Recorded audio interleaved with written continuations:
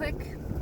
I am driving, but I do have this on the tripod, or like a car mount, so no concerns while driving. I will occasionally look over, but it's eyes on the road. So yeah, it's been a few months. I am 100% off of my medications, both Zoloft and sertraline, or those are the same thing. The other one, Wellbutrin. So I have been off of those two medications now. I want to say for like maybe like 2 months now, maybe. And I just want to quickly talk about, I guess, withdrawals, right? Because that's a big thing, especially when it comes to medications that kind of mess with your head, or kind of just, make things a bit different. So luckily my withdrawals weren't really that bad, because I was already kind of not really regularly taking my medication. So in a way, I kind of tapered myself off of it, if that makes any sense. I know it's like, really, you tapered yourself off? I kind of did. I kind of did, because I was just like missing multiple days, and then of the same medicine. But I will say there was a period where I while this tapering was happening, that I felt hopeless again. I started to feel really, really sad again. But something inside of me told me, like, you know what? Okay, you're already kind of weaning yourself off of this. If you start up again, I've just read a few things on Reddit and on Google of people who completely went off of their medications cold turkey, only to get on them again, and it wasn't a good result. So I was a little fearful of that. So I just thought, you know what? Okay, I'm working from home. My little side business, right? Because I left the coffee shop that I was working at. So yeah, luckily I was home while everything was, all these things and all of this stuff was happening. So it wasn't really as bad for me. But yeah, it's been it's been quite some time.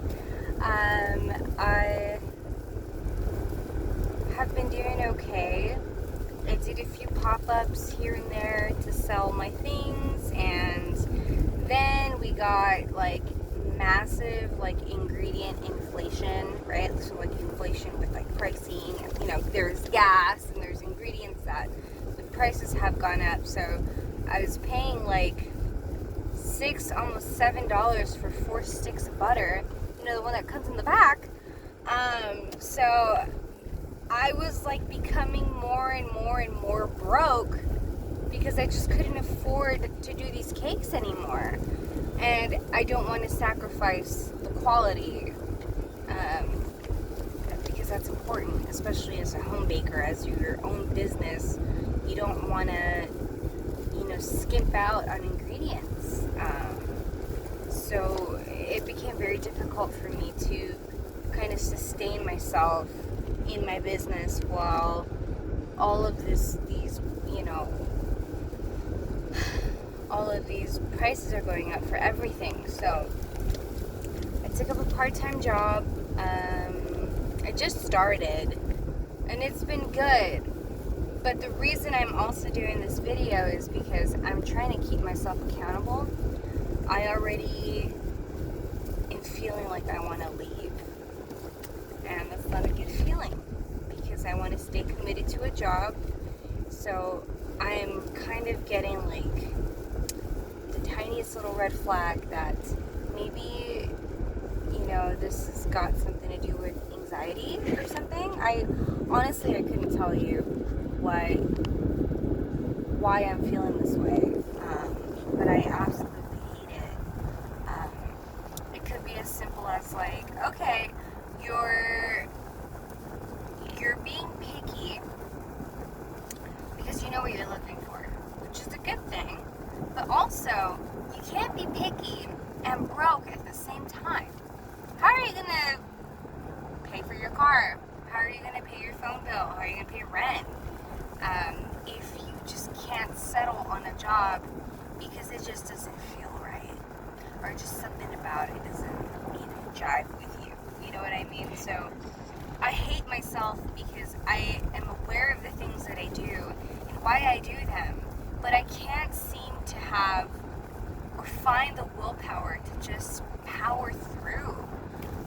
It's just so difficult and it's so frustrating, and I'm starting to feel that way right now. And I'm supposed to go in tomorrow, and it's like 1 o'clock right now. I'm just trying to psych myself out and tell myself like, bitch, get your shit together, please, because you cannot you can't keep doing this. So that's where I'm at. I just kind of wanted to vent and I guess just kind of update on a few things. And yeah, that's it really.